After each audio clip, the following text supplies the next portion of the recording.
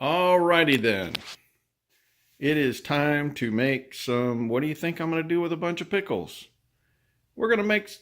Did I say pickles? I already gave it away. We're going to make pickles. What are we going to do? A bunch of cucumbers is what I meant to say. Oh well, I screwed up the punchline. Anyways, I did a little shopping the other day and I found this kosher dill pickle recipe. Mrs. Wage's, it's got all the ingredients here except for you need some vinegar, and you're going to need some water. So I got a measuring cup for water, and then you need some cucumbers. Now it calls for about 53 to 4-inch cucumbers, but these are, what do we got? Close to 7 inches. So I got 24 pickles of varying sizes. I keep saying pickles. They're not pickles yet. I got cucumbers. Now I wanted to show you that the best cucumbers are the ones that have this like nice plumpness to them, and they're also not yellow yet. You notice these on the end are starting to get the yellow, and that's not as preferable. And then you'll notice some of these that are like not as plump. Well, what I did today, since I knew I was going to make pickles, I went ahead and picked anything that was remotely close enough because I needed as many as possible because I'm only going to make this mess one time. And this is, by the way, you know, my cucumbers just started producing probably 2 weeks ago. So this is the amount of cucumbers we've got. So anyways, it happens pretty quickly. So let's go through the recipe. So you notice I've got quart-sized jars. I actually had saved the pickle jar. I thought originally I was going to do that, but I think this would be better to put it in more normal serving size. Not really a full serving. This is probably multiple servings. And then I also got my pressure canner out. Now with acidic type things, you can just do the I think they call it a boiling canner instead of a pressure canner, but I'm just going to use the pressure canner because I can just do it faster. Normally it takes 15 minutes for the quart-sized jars to do the boiling method, and I'm going to do it 10 minutes with the pressure. It's a higher temperature anyways, and it kind of gets the pickles in more of a usable shape quicker. So let's go through the recipe here. So it says 9 to 11 pounds pickling cucumbers, 3.5 cups white distilled vinegar, 7 and maybe I'm not reading it right, 7 1/3 cups, 7 1/3 cups, and 3 1/3 cups. So 1 pouch kosher dill pickles mix. And you're supposed to wash and drain the cucumbers. Now in this case, depends on the type of cucumbers you got, but I don't know if you can see these. These have like some little spikes on here. And so I'm actually going to take a like Scotch-Brite and kind of scrub those off. And then I'm going to go ahead and cut my, since these are taller than the jars, you see that? I'm probably going to cut them in half, and then I'm going to slice them into quarters or whatever, but you can get more cucumbers in a jar that way anyways. So that's the preparation I have in mind. And then what you do is you make this solution up and you fill up your jars with the solution, and then we go through the canning process. So it's very simple. Let's go through the rest of this now. Okay, so it talked about, so you combine the distilled vinegar, water, and the dill pickle mix into a large non-reactive saucepan. Don't use aluminum because it's acidic. You'll pull the aluminum out into it. Bring the mixture to boil over medium heat, stirring constantly until mixture dissolves. Remove from heat. So then you put the cucumbers into the jars. Evenly divide the hot pickling liquid. And then leaving a 1/2-inch headspace, unused brine, you can actually store that in a mason jar. Would be probably the best way to do it until you're ready to do some more, but you can only keep it about a week. So it says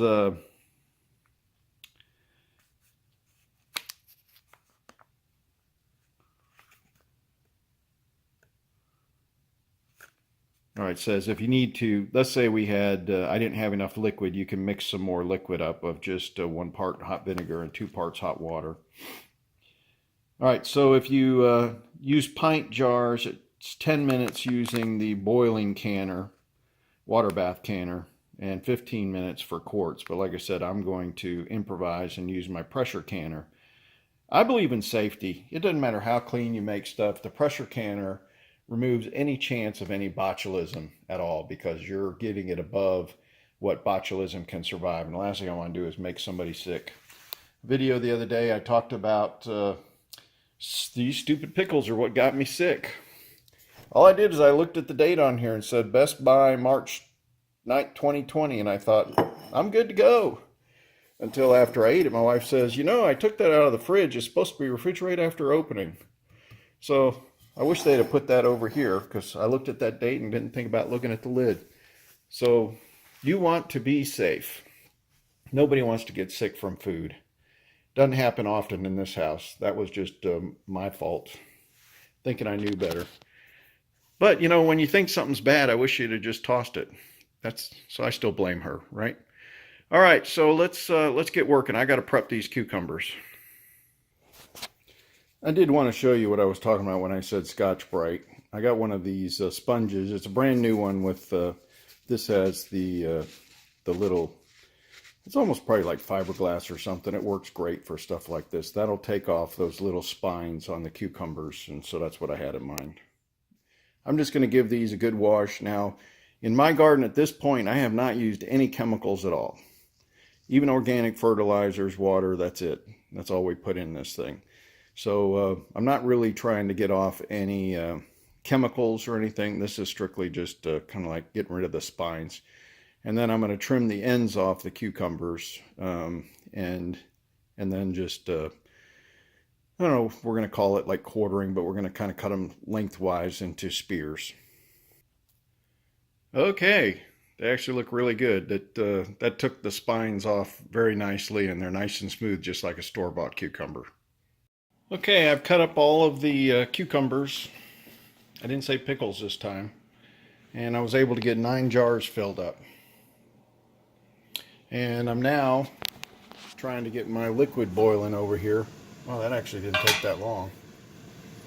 I got to give it a quick stir here and find something.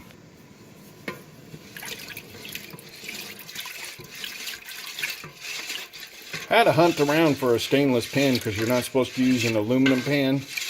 And everything we have here is what they call Califon, and it's the anodized aluminum. And I was afraid it might pit it, so I'm sure this is a very high salt content and plus the acidic part of it. So keep that in mind. You may have to go get you a pan. Don't use an aluminum pan for this. This won't take long to get heated up.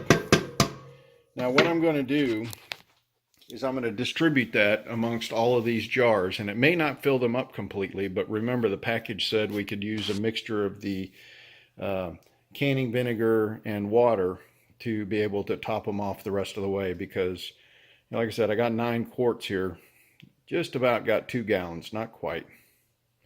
Well, actually, yeah, 1, 2, 3, 4, more than 2 gallons. So we'll see how it works out, but I don't know how far that liquid's going to go.